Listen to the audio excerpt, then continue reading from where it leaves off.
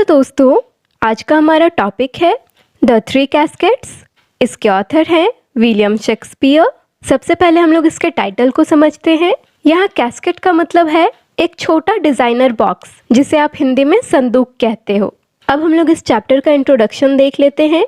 Portia Belmont की हायरेस है, यानी वहाँ की उत्तराधिकारी। बेलमोंट एक राज्य का नाम है और पोर्शिया वहाँ की राजकुमारी है। अपने फादर के डेथ के बाद पूरे राज्य को संभालने की जिम्मेदारी पोर्शिया पर आ गई थी और सारे धन दौलत की ओनर अब पोर्शिया ही थी।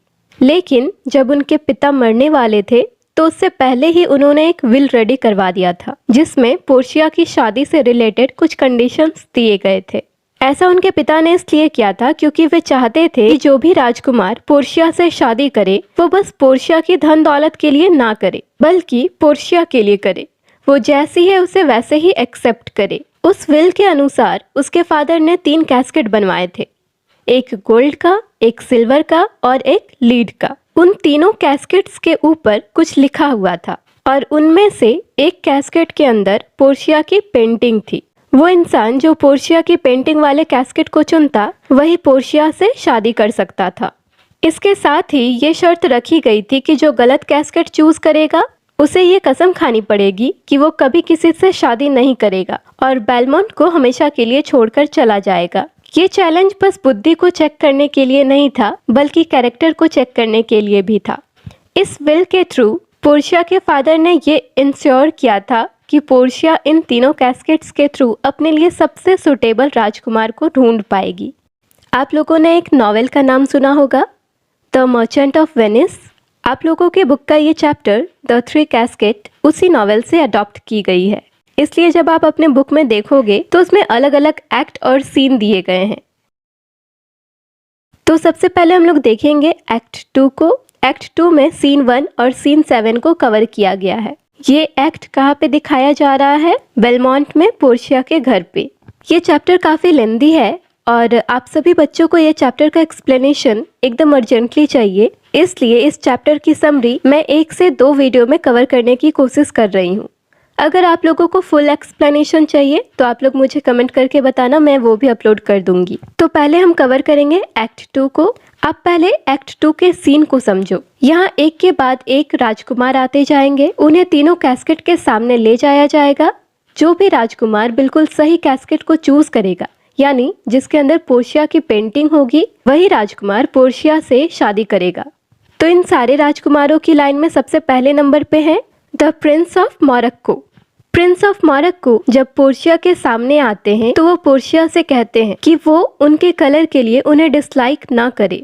उनके स्किन का कलर इतना डार्क इसलिए है क्योंकि वो जहाँ पे पैदा हुए, जहाँ पे वो पले बड़े हैं, यानी अफ्रीका, वहाँ बहुत ज्यादा गर्मी पड़ती है और इतनी गर्मी की वजह से ही उनके स्किन का कलर इतना डार्क है। इतना कहने के बाद प्रिंस ऑफ मोरक्को अपनी बहादुरी की गाथा सुनाना शुरू कर देते हैं और वो पोर्शिया से कहते हैं कि उनके फेस को देखते ही बहुत सारे बहादुर आदमी ऐसे ही डर जाते हैं और उनका चेहरा ही एक ऐसा रीजन है जिसकी वजह से मोरक्को की काफी सारी लड़कियां उनके प्यार में पड़ चुकी हैं। वो किसी भी चीज के लिए अपने स्किन के कलर को चेंज नहीं करेंगे, बशर्ते पोर्शिया उनके बारे में काइंडली सोचे। तो इस पर पोर्शिया कहती है अगर उन्हें अपने हस्बैंड को चुनने दिया जाता तो वो कभी भी किसी के लुक्स पे नहीं जाती, गोरे काले का भेदभाव नहीं करती। लेकिन पोर्शिया की डेस्टिनी का डिसीजन एक लॉटरी वाले गेम से होने वाला था, इसलिए वो अपने लिए अपना हस्बैंड नहीं चूज कर सकती थी। लेकिन अगर पोर्शिया के फादर ने पोर्शिया के लिए ऐसी विल तैयार नहीं की होती तो प्रिंस ऑफ मोरक्को को भी उतना ही चांस मिलता जितना बाकी राजकुमारों को मिलता। पोर्शिया की बात सुनकर प्रिंस उसे थैंक्स कहता है और अपने तलवार की कसम खाकर कहता है कि वो इस दुनिया का जो सबसे क्रूर इंसान होगा उससे भी लड़ सकता है। वो अपने आप को इस पूरी धरती का सबसे ब्रेव इंसान प्रूव कर सकता है और एक बियर से उसके कब्ज को छीन कर ला सकता है। यहाँ तक कि एक भूखे दहाड़ते हुए शेर के सामने जाकर उसका मजाक बना सकता है। इतना सब कुछ वो कर सकता है सिर्फ पोर्शिया के प्यार को पाने के लिए। अच्छा, जब प्रिंस ये सारी कस्में खा रहा था तो उसने जिस तलवार की कसम खाई उस तलवार से उसने क्या क्या किया था वो भी यहाँ पे दिया हुआ है, तो मैं उसे भी एक बार बता देती हूँ। उस तलवार से प्रिंस ऑफ मोरक्को ने पर्सिया के शाह, जिसका नाम सोफी है, उसको हराया था एक और पर्शियन प्रिंस को हराया था और उसी तलवार की मदद से उसने तुर्क सुल्तान सुलेमान सेकंड के अगेंस्ट 3 बार युद्ध किए।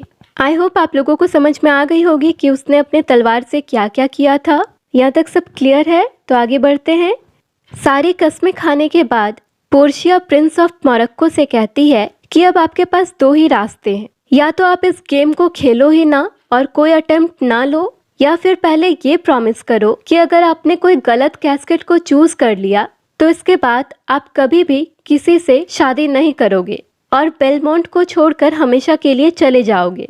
पोर्शिया की बात पर प्रिंस अग्री करता है। इसके बाद पोर्शिया उन्हें तीनों कैस्केट दिखाती है। उन कैस्केट्स पर जो भी लिखा हुआ था उसे पढ़ने को कहती है और इसके बाद कोई एक कैस्केट को चूज करने को कहती है। प्रिंस ऑफ मोरक्को सबसे पहले लीड कैस्केट को देखता है। लीड कैस्केट पे लिखा था, जो भी मुझे चूज करेगा उसे अपना सब कुछ त्याग करना होगा, उसके पास जितनी भी चीजें हैं उन सबको छोड़ना होगा। इसे पढ़ने के बाद प्रिंस कहता है कि अगर मुझे सब कुछ छोड़ना ही है तो मैं किसी बड़े कीमती चीज के लिए छोड़ूं। इस लीड के लिए क्या छोड़ना? जिसके पास एक गोल्डन माइंड होता है वो कभी भी इन बेकार की चीजों को नहीं चूज करता। और ऐसा कहकर वो आगे बढ़ जाता है। अब उसके सामने सिल्वर कैस्केट था। उस सिल्वर कैस्केट पे लिखा था, जो भी मुझे चूज करेगा उसे उतना ही मिलेगा जितना वो डिजर्व करता है। इसे पढ़ने के बाद प्रिंस कहता है कि अगर मुझे खुद को जज करने को कहा जाए तो मैं तो बहुत कुछ डिजर्व करता हूँ। क्या पता मैं पोर्शिया को जीतने से ज्यादा भी कुछ डिजर्व करता हूँ।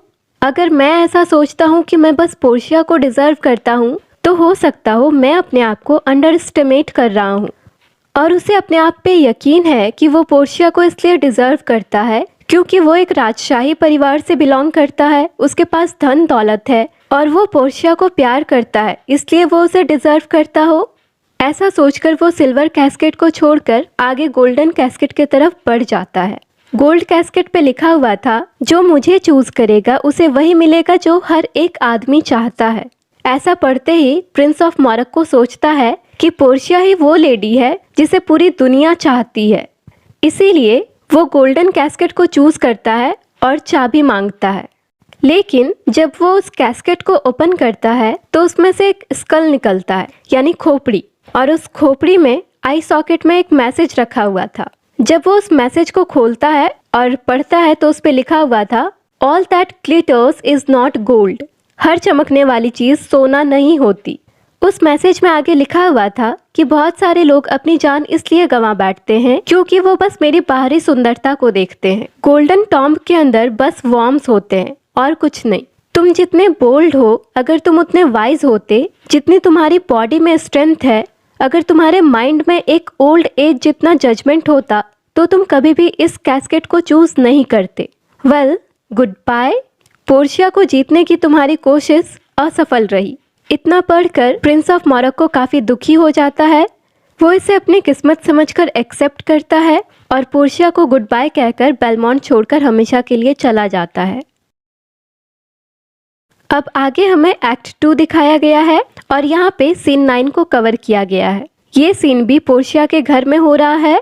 इस सीन में पोर्शिया के अलावे नेरिसा और एक सर्वेंट भी दिखाए गए हैं। तो नेरिसा आती है और पोर्शिया को बताती है कि अगले जो प्रिंस आने वाले हैं वो एरागॉन के प्रिंस हैं। जैसे ही प्रिंस ऑफ एरागॉन एंटर करते हैं, पोर्शिया फिर से उन्हें वही रूल्स रिपीट करती है और उन्हें उनका टास्क बता देती है। इस पर एरागॉन अग्री करते हैं और पोर्शिया के सामने 3 कस्में खाते हैं कि वो कभी भी किसी को ये नहीं बताएंगे कि उन्होंने कौन सा कैस्केट चूज किया था।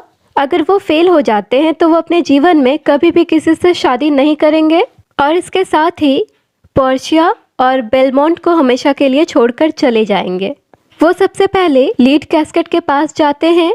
उसके इंस्क्रिप्शंस को पढ़ने के बाद वो कहते हैं कि मैं इस लीड बॉक्स के लिए अपना सब कुछ छोड़ दूं, उसके लिए पहले इस लीड बॉक्स को ही सुंदर दिखना होगा। इतने गंदे से सूरत वाले के लिए कौन अपना सब कुछ छोड़ेगा।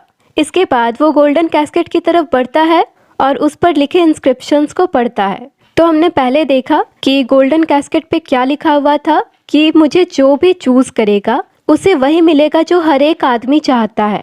तो यहाँ पे जो वर्ड है ना, हर एक आदमी, उसे प्रिंस ऑफ एरागॉन ने बेवकूफ लोगों यानी फूल्स के साथ कंपेयर कर दिया है। प्रिंस ऐसा सोच रहे थे कि ज़्यादातर लोग बेवकूफ़ होते हैं और वो सिर्फ बाहरी सुंदरता को देखकर ही चीज़ों को चूज करते हैं, इसलिए उन्होंने गोल्डन कैस्केट को छोड़ दिया क्योंकि वो उस गोल्डन कैस्केट को चूज करके उन बेवकूफ़ों की पलटन में शामिल नहीं होना चाहते थे। इसके बाद वो सिल्वर कैस्केट की तरफ मूव करते हैं। उसके इंस्क्रिप्शंस को पढ़ने के बाद प्रिंस ऑफ एरागॉन उस चीज से अग्री करते हैं क्योंकि उनका भी यही मानना था कि किसी भी इंसान को उतना ही मिलता है जितना उसकी नसीब में लिखा होता है। नसीब से ज़्यादा किसी को कुछ नहीं मिलता। वो कहते हैं कि कोई भी अपनी किस्मत को नहीं बदल सकता और किसी भी इंसान को वो चीज़ तो कभी नहीं मिलेगा जो उसकी किस्मत में लिखा ही नहीं है। उनका ये मानना था कि प्रॉपर्टी, रैंक, ऑफिशियल पोजीशन और ऑनर, ये सारी चीज़ें सिर्फ मेरिट से कमाई जा सकती है, किसी को घूस देकर नहीं। वो सिल्वर कैस्केट को चूज़ करता है और अपनी किस्मत को चेक करने के लिए उसकी चाबियां मांगता है।